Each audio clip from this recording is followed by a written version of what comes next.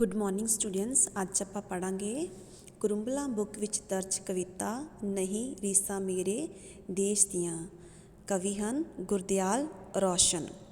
तो इस कविता दे विच जिहड़े कवि ने देश के मौसम, रुत्तां, दरियावां, समुंदरां, अंबरां, परबतां, जंगलों की सिफत की है। ये चंद्रमा तक पहुँच चुका है। इस गोल दुनिया ने बहुत कुछ सीखा है। सिफत कर रहा कवि।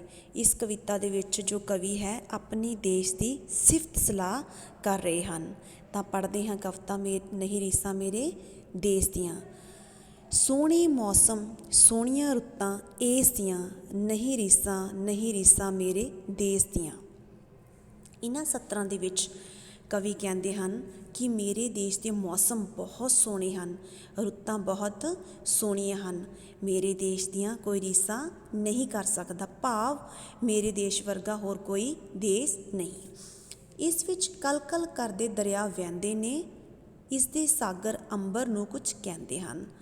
इन्हां सत्तरां दे विच जो दिता होया हाईलाइट किया रैड लाइन नाल कल कल करदे तो भाव हुंदा शोर मचाउंदे।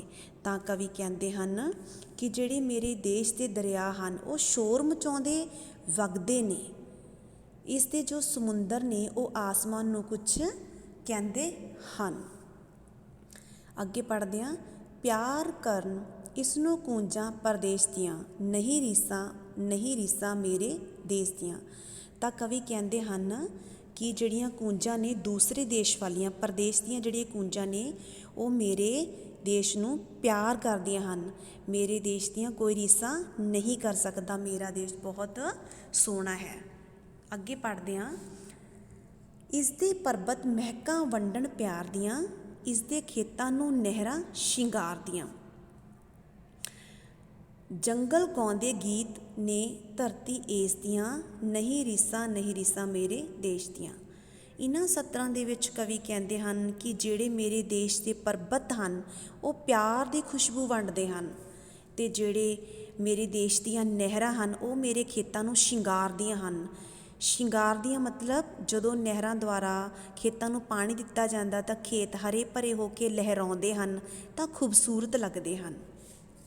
कवि कहते हैं कि मेरे जिहड़े देश के जंगल ने वो गीत गाउंदे हैं, मेरी देश की धरती दे गीत गाउंदे हैं। मेरे देश दियां कोई रीसा नहीं कर सकता। मेरा देश बहुत खूबसूरत है। इसने जीना दुनिया ताईं सिखाया है, इसने जाके चंद नूं भी हथ लाया है। इन्हां सत्तरां दे विच कवि कहते हैं कि मेरे देश ने दुनिया नूं जीना सिखाया है, भाव तरक्की की है। हुण मेरा जिहड़ा देश है वो चंद तक भी पहुँच चुकिया है। हुण ना गल्लां रहियां बाल वरेस दियां नहीं रीसा मेरे देश दियां। इन्हां सत्तरां विच कवि कहते हैं कि हुण अज्ञानता दियां गल्लां नहीं रहियां। मेरे देश में जो अज्ञानता है वो खत्म हो चुकी है। मेरे देश की कोई रीस नहीं कर सकता। लख वारी इस देश तो वारी जावां मैं, इस अगे लख वारी सीस झुकावां मैं। इन्हां सत्तरां विच कवि कहते हैं कि मैं अपने देश तो लखां वारी सदके जांदा हाँ, लखां वारी अपने देश नूं की करदा हाँ, प्रणाम करदा हाँ उस दियां तरक्कियां ते। दुनिया करदी गल्लां इस दे वेस दियां नहीं रीसा मेरे देश दियां। इन्हां सत्तरां विच कवि कहते हैं कि सारी दुनिया मेरे देश के पहरावे दियां गल्लां करदी है। मेरे देश का पहरावा बहुत सोहना है। मेरे देश की कोई रीस नहीं कर सकता। मेरे देश वर्गा कोई होर देश नहीं है। सो स्टूडेंट्स अज आपां ये पढ़िए कविता नहीं रीसा मेरे देश दियां। आई होप कि तुहानूं इहदी जो व्याख्या समझ आ चुकी है। अगे आपां इसका संकेत करांगे और तुसीं बुक वर्क ट्राई करना है। धन्नवाद।